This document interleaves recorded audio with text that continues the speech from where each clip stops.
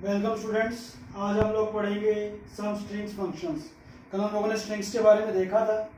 कुछ हमारे पास inbuilt functions हैं सी के अंदर, जिसके बारे में एक एक करके पढ़ेंगे। सबसे पहले जो फंक्शन है आपका स्ट्रिंग लेंथ है, जिसको हम लोग strlen लिखते हैं।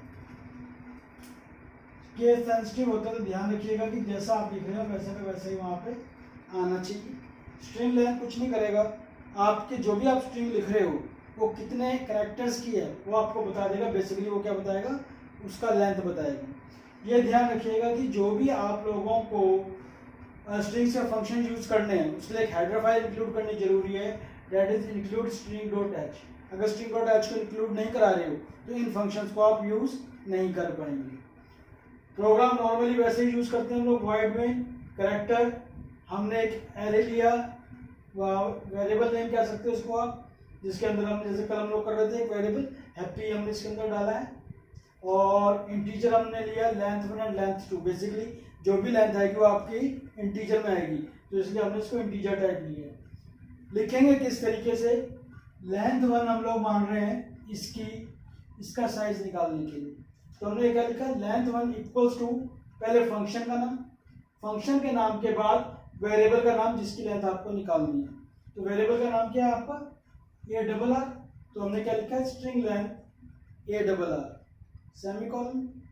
इसके बाद लेंथ 2, हम एक और का लेंथ निकालना चाहते हैं, वो हम रैंडमली ले लेते हैं। Length 2 string length equals to जिसका भी निकालना चाहते हो, यहाँ कोई वेरिएबल नहीं लिखा आपने, आप डायरेक्ट यहाँ पे स्ट्रिंग लिख सकते हो जिसका स्ट्रिंग आप निकालना चाहते हो।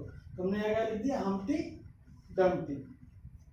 अब यहाँ पे आ जाएंगे आप लोग printf /n, नेक्स्ट लाइन में आ जाएंगे। मान लीजिए ये आपका मॉनिटर है, तो यहाँ पे लिख कर आएगा स्ट्रिंग इक्वल्स टू %s, जो पहले लिखा हुआ ARR के अंदर क्या हैप्पी, तो यहाँ पे लिखा हुआ आ जाएगा स्ट्रिंग इक्वल्स टू हैप्पी। इसके आगे फिर क्या लिखा हुआ आएगा, length equals to %d। %d किसका, लेंथ 1 का। लेंथ 1 में क्या है, ARR की लेंथ है, देखें कितनी है, 1 2 3 4 5। यहाँ पे क्या लिखा हुआ आ जाएगा, लेंथ 5। नेक्स्ट प्रिंटफ में आएंगे /n, नेक्स्ट लाइन पे आ जाएंगे string equals to Humpty Dumpty, तो यहाँ पे लिखा हुआ आ जाएगा आपका string equals to Humpty Dumpty. उसके बाद क्या लिखा होगा, length equals to %d length 2। Length 2 के अंदर क्या है, हम्टी डम्टी की लेंथ है, देखें कितना है, 1 2 3 4 5 6 7 8 9 10 11 12। 12 है नहीं, 13 है, क्योंकि बीच में एक ब्लैंक स्पेस भी है। ब्लैंक स्पेस यहाँ पे काउंट होता है, तो 12 + 1 13। तो यहाँ पे लिखा हुआ आएगा लेंथ 13। तो इस फंक्शन से आप लोग किसी भी स्ट्रिंग की लेंथ निकाल सकते हैं। यस देखिए, सेकंड जो है हमारे पास स्ट्रिंग कॉपी है, जिसको हम लोग strcpy लिखते हैं। इसको क्या करना चाहते हैं आप, एक वेरिएबल से दूसरे वेरिएबल में जब आप डालना चाहेंगे तो आप लोग इस फंक्शन का यूज कर सकते हो, टू कॉपी स्ट्रिंग एल्सवेयर का मतलब है कि एक वेरिएबल से दूसरे वेरिएबल के अंदर। वहीं से स्टार्ट करेंगे, इंक्लूड string.h, कोई फर्क नहीं है, वॉइड में वैसे ही लिखेंगे। कैरेक्टर, अब यहाँ पे हम लोगों ने क्या किया, वेरिएबल का नाम चेंज कर लिया, क्यों, क्योंकि हम एक जगह से दूसरी जगह पे कॉपी करना चाह रहे हैं। बाकी नाम जो है आप अपने हिसाब से रख सकते हो, ऐसा कुछ नहीं, क्योंकि आप जानते हो वेरिएबल का नाम कुछ भी रखा जा सकता है। यहाँ पे हम लोगों ने एक का नाम रखा है सोर्स, और सोर्स के आगे हमने डाल दिया सायोनारा, और दूसरा हमने लिया है टारगेट। मैक्सिमम लेंथ 20 ले लिए, क्योंकि ये 20 से छोटा है तो हम 20 ले सकते हैं, 10 भी ले सकते हो, ऐसा कोई भी इशू आपको पास यहाँ पे नहीं आएगा। अब इसको यूज कैसे करते हैं, स्ट्रिंग कॉपी के अंदर हम लोग दो वेरिएबल्स या दो पैरामीटर्स पास करते हैं। पहला पैरामीटर पास करते हैं जहां पे हमें कॉपी करना है, और दूसरा पैरामीटर पास करते हैं जहां से हमें कॉपी करना है। तो हमें कहाँ कॉपी करना है, टारगेट पे कॉपी करना है, तो पहले टारगेट लिखा। कहाँ से कॉपी करना है, सोर्स से कॉपी करना है, तो हमने बाद में सोर्स लिखा। कहने का मतलब है इसके बाद क्या होगा कि सोर्स के अंदर तो सायोनारा है ही है, अब आपका टारगेट के अंदर भी सायोनारा आ जाएगा, दोनों वेरिएबल के अंदर सायोनारा हो जाएगा। ऐसा हुआ है या नहीं, इस चीज को अगर हम चेक करना चाहते हैं तो हम printf करा के देख लेते हैं। printf में हम लोगों ने क्या किया, सबसे पहले हमने क्या लिखा है यहाँ पे, source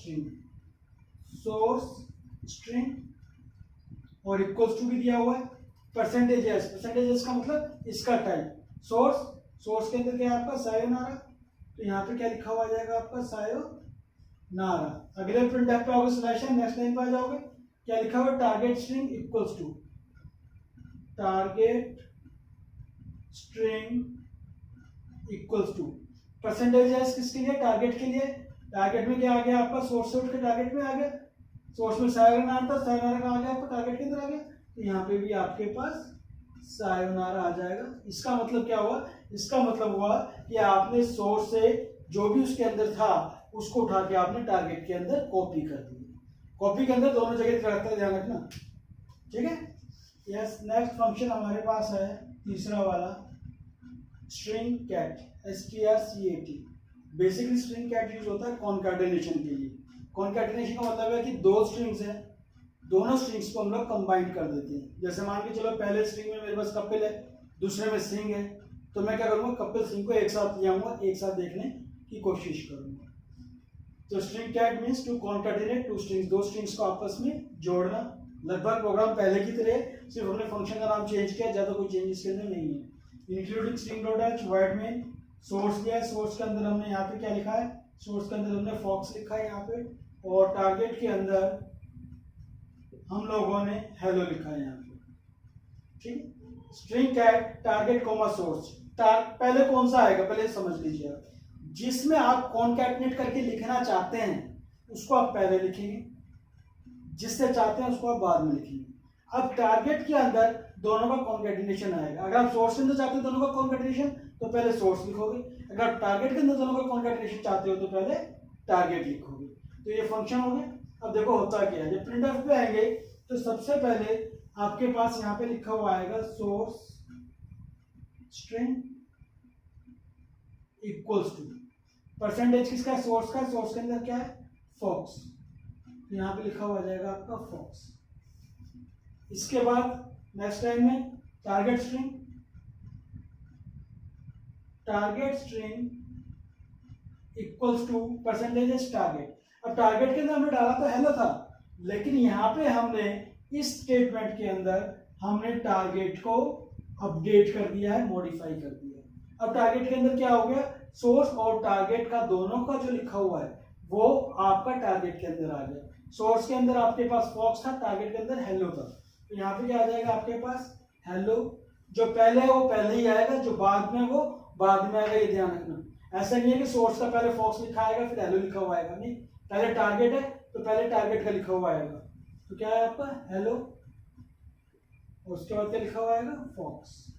this will be the output. तो कॉन्कैटिनेशन का मतलब क्या है, कॉन्कैटिनेशन का मतलब है कि दोनों स्ट्रिंग्स को हम एक साथ कंबाइन कर देंगे, एक साथ लेके आ जाएंगे, जिसके लिए आपके पास फंक्शन है स्ट्रिंग कैट। ओके, यस, देखिए ये चौथा है आपका स्ट्रिंग कंपेयर, जिसको हम लोग strcmp लिखते हैं। अभी तक हमने जो तीन पढ़े हैं उससे थोड़ा सा कॉम्प्लिकेटेड है, लेकिन ज्यादा मुश्किल नहीं है, आराम से समझेंगे।